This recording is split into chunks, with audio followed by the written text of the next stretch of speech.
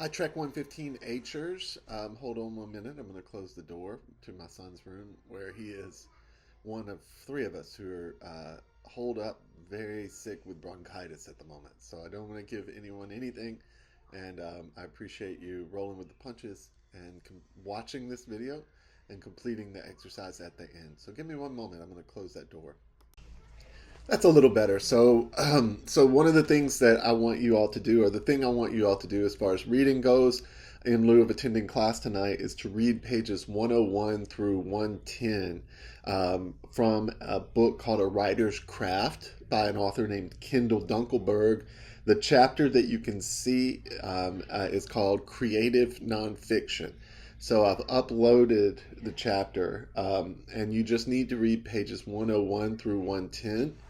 If you're inclined to finish the chapter, which is just one or two more pages, I apologize. There is one missing final page, but you can still get a lot out of reading the final pages that are included in the PDF.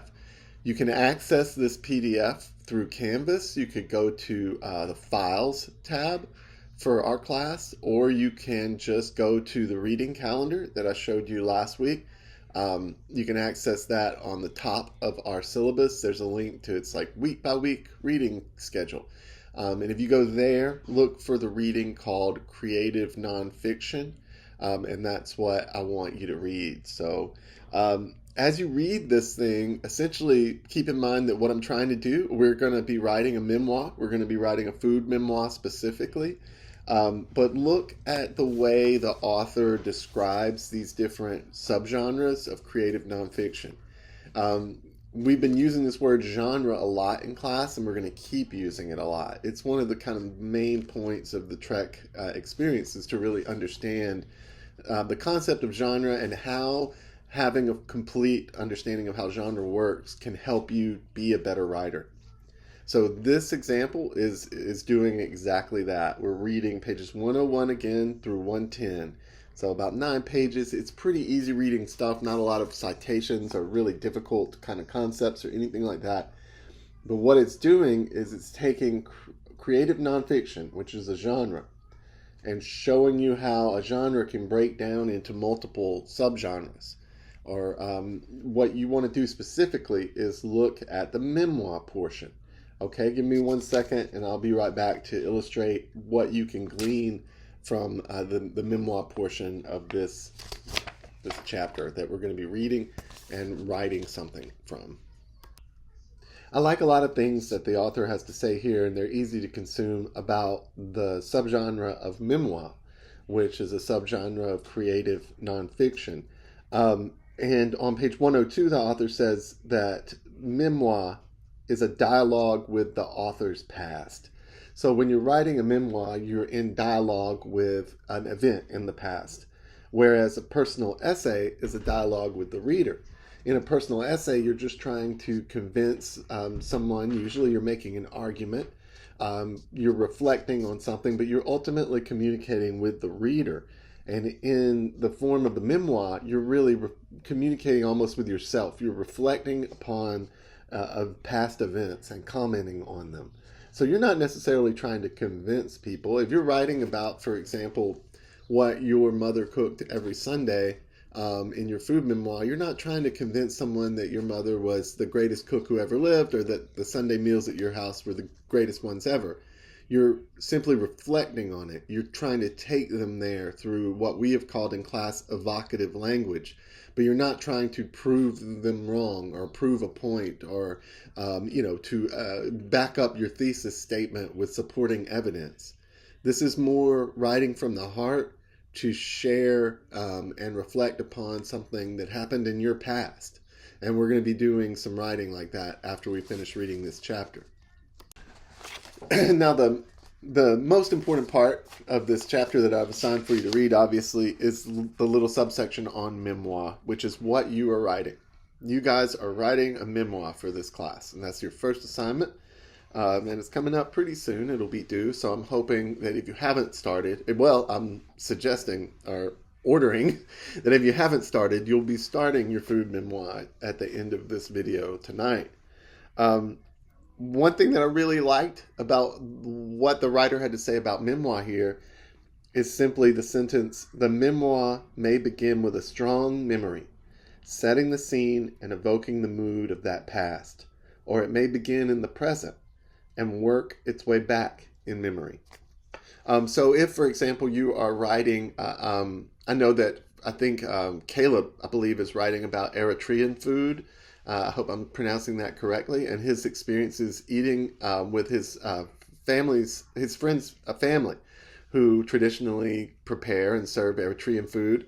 Um, and if I were Caleb, I would start out with, pardon me, with the first time that I ever had that food. I would go back to that memory and try to paint a portrait of that moment when you first encountered Eritrean food, Caleb, as vividly as possible. As we've talked about in class, that evocative language. What did it smell like? What did it look like? Who was there? Who was preparing the food? Who was excited to eat it? What were they asking you or talking to you about during that experience? Like when you first had it, what was your first impression of Eritrean food? You know, that might be a strong way to start your food memoir if you're going to focus on this experience, this kind of intercultural experience that you had dining with your friend and their family. So you want to start in a moment. A memoir is a really powerful way to begin a memoir. Is just dropping the reader into that moment that you're attempting to tell the story of. So just drop them right into that first dinner where you had Eritrean food, or if you are, for example, writing about a food dish that your family made up. As I know, one member of our class is, I believe, Allie is going to be writing about a dish that her family created. And forgive me, Allie, if I'm totally fabricating that. But when was the first time it appeared? What was the first encounter that your family had with this wild and unusual dish from Lake Charles that you were telling me about? How did it come? What was your first time encountering it? You don't necessarily have to. It's not like an essay in that you have to kind of establish everything, who the people are involved and what your thesis statement is and all this stuff. You can just jump right in. In a memoir, you can just drop them right in. If you want a good example of this, I mean a really good example, I'm so excited to have assigned the first chapter from one of the most financially successful and popular memoirs in recent years. It's called Crying in H Mart. So if you want to read a really good example of a food memoir, just dropping someone into a moment that sets the stage for the whole story, really, she does this really well. If you go to the files section of Canvas and look for Crying in H Mart, or rather, it's not a file. If you go to the reading calendar from the syllabus, the homepage of our Canvas, if you go to the reading calendar linked up top and you look for Crying in H Mart, Chapter 1, it's only 8 or 10 pages, but you can get a great idea of how to do this, even if you just want to read the intro. Sorry, everyone's still really sick here and coughing, so I'm sorry if you hear some coughing. So in a memoir, you can just drop them into the moment. And a great example, if you want some background on how to do this, can be found in Michelle Zollner's first chapter of Crying in H Mart. Now, I will hammer this home again and again, possibly too many times. But one of the concluding sentences of the author's section on memoir is something that you're going to hear me say over and over. Including detailed descriptions of the relics from that time and place, and including interviews or conversations in your narrative may help bring that time to life.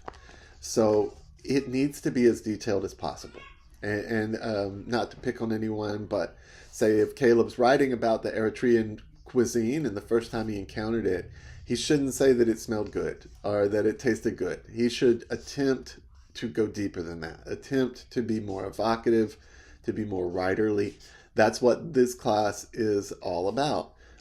So I'm hoping that you can read that the memoir section in Dunkelman's essay here from A Writer's Craft, especially closely, because this is what your assignment is for your first major writing project, the food memoir.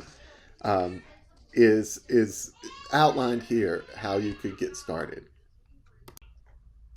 Sorry if you are hearing my child in the background sometimes during this video. It is tough with a very sick 2 year old. So thank you for your patience with that. One thing I want to do here, be sure to mention, is to kind of take a brief aside and tie this into what we were just talking about on our discussion board.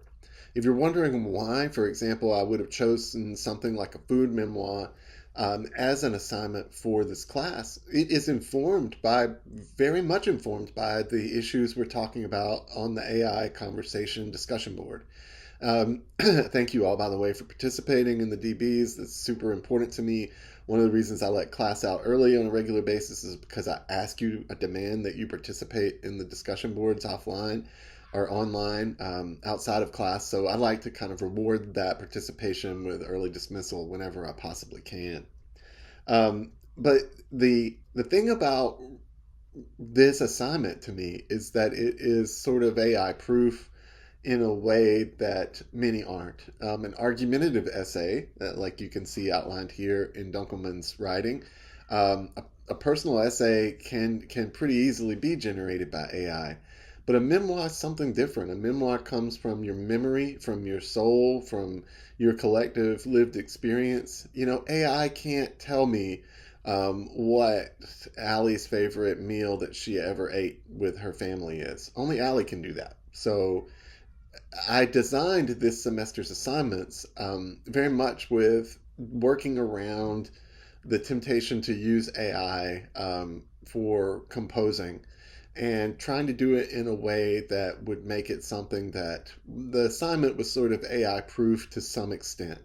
So if you're wondering why this assignment, I really like the food memoir because it is something that really AI can only help very little with research, for example, into foods from different parts of Louisiana or something like that. You could do that through AI and it would end up helping your food memoir, but you really can't tell your story of an important or meaningful food tradition using ChatGPT. Um, Otherwise, you'd just be, you know, relying on this machine's memories, and it's going to turn out to be nonsense. So that's why I assigned a food memoir in the first place, and why I enjoy this assignment so much is that it does seem to me kind of AI proof in that Grok is only going to be so much assistance in drafting a food memoir, for example.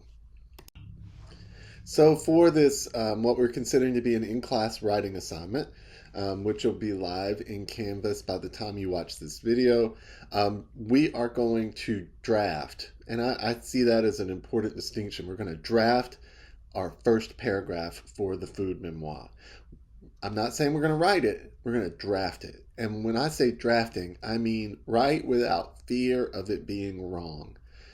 Just write what you think right now is the first opening paragraph of your food memoir. It should probably establish what the food item or the food tradition is that you're writing about, but it doesn't have to do much other than that. It has to set the scene. It has to be evocative and colorful and strong and vibrant enough to make the reader want to keep reading. But you're not being graded on that yet. This is drafting. This is working, like, it's the difference between an acrobat performing with a net and an acrobat performing without a net. When you're drafting, you have no fear of getting it wrong. And I'm not going to grade this this paragraph in the traditional sense of, you know, looking at all of the composition and all of the grammar and making sure that things are tight and done well. This is about getting you rolling. Okay, this is about building some momentum, and that's what I want you to do. Is use what you learned from reading from A Writer's Craft, especially about the ways that that memoirs typically begin, with maybe beginning in a moment, beginning it with a strong evocative memory, something like that. Look back at the section titled Memoir from the Reading, if you need to, and just get yourself going. Drop the reader into the moment that matters most to you from your relationship with this food. for me, I do a lot of journalistic writing. I'm a freelance writer, as I've mentioned to y'all numerous times. And editors at magazines and newspapers call this beginning that you're going to be crafting the lead. Not LEAD, like the leading role in a movie, but LEDE. I don't know why they call it that, but they call it the lead. And editors and professionals are always looking for a strong lead, something that hooks the reader and makes them want to hear the rest of the story. Give me that in one paragraph about the topic that you're thinking about making, your food memoir topic. Don't polish it. Don't worry about it. Just allow yourself to write creatively and freely about this tradition or food item that you're going to be focusing on for your food memoir.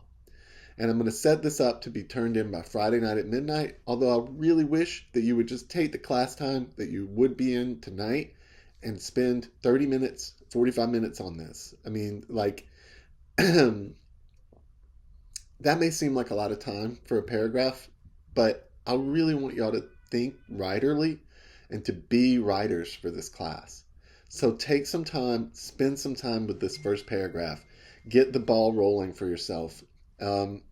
It doesn't have to, like I say, do too much other than to set the scene, introduce the food, introduce any characters that may need to be introduced in that first paragraph. Like, for example, if you're talking about a pie that your grandmother made, you're probably going to introduce both the pie and your grandmother to some extent in this paragraph. But just take us there. Set the stage for why you care so much or you feel such attachment to this food item.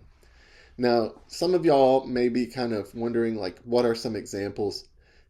It doesn't have to be just a memory of a great food that you ate.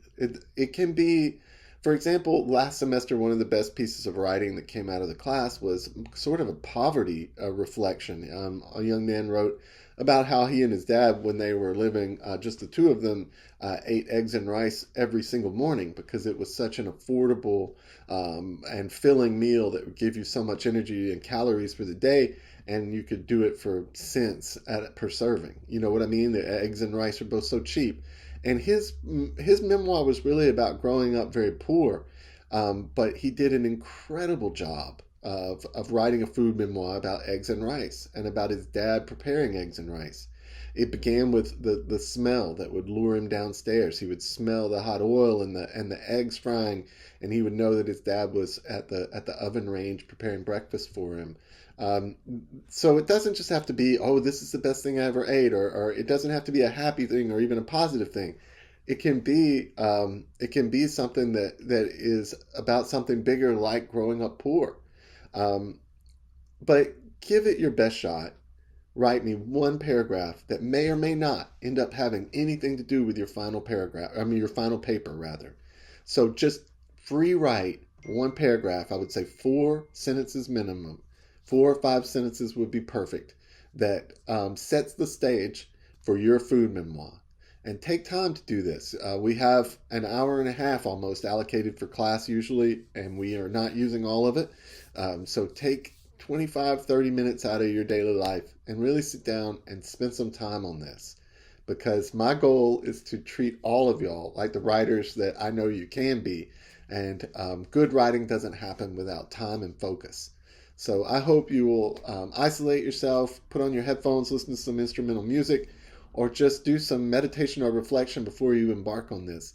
But really give it a shot for me, because I love teaching people to write.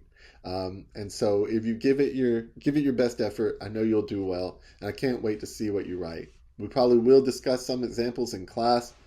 I'm hoping to be back in class very soon, but my son has been extremely sick, so it's been hard to get away from the house. But I hope to be back in class soon. So watch the announcements section of Canvas, and yeah, have a good time and write something good for this first paragraph. And keep in mind, you're drafting it. Doesn't have to be perfect. Every little hair doesn't have to be perfect on its head. Just get it done and get the ball rolling. Discussion board number 2 is active now. It's about how you chose the subject of your food memoir. That's something that you've settled on, and I certainly hope that you're either settled or close to settled on that subject. So you can go ahead and complete that discussion board if you'd like to now. I think it's due February 1st, so you have, I think, 12 or 13 days to do it as of the time of this video being recorded. Also, I wanted to mention that next week is going to be really unusual and fun. The G and H sections of Trek 115 are both going to be doing one class next week in the library basement, where we will be getting a crash course in how to use all the different research tools that Centenary provides to you. So I will be communicating through announcements and email when you need to be where. But the short version is one of your classes next week, I think for section H, it is Thursday night. You'll be meeting in the library basement. So we won't be having a traditional class on Thursday night, but on Tuesday night, I'm going to give you like a crash course in the food memoir as a genre. And we're going to be reading a lot in class and discussing a lot. And so we're also going to be talking about we just have a bunch of fun stuff coming up. So be prepared for next week to be kind of an unusual one, and it should be fun. Thank you very much for understanding. I am running a fever and coughing right now, so I did not want to get you all sick, and my wife and son are both very ill. So I just didn't want to get anyone else saddled with this thing. It's a nasty bug. So I look forward to reading what you all are going to write for this assignment. Thank you very much.